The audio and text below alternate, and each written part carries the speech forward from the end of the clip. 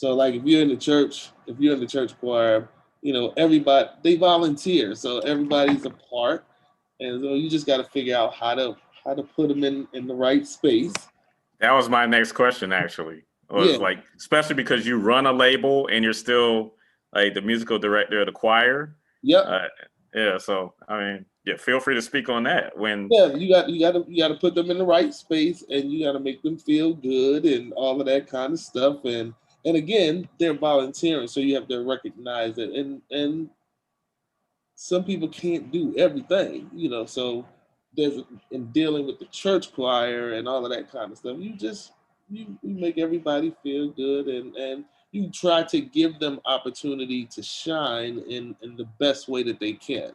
Mm-hmm. You don't want to embarrass them, and some people know, and most people do know. What I mean, there are times when some people say, "Well, I think I should be able to do that." Well, as the leader of the church choir, it's my responsibility to put the best thing out there and to make it right. And sometimes that requires us to say, no, you can't do this particular song. And so you try to put them somewhere else to kind of massage that whole piece and make them feel better.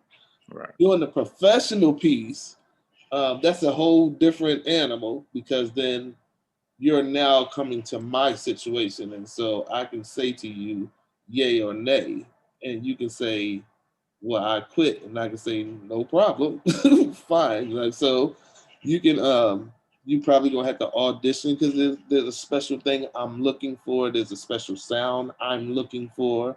There's, and I want to make sure that you're on the same. You're able to follow what I'm trying to do, because it's a vision that's happening.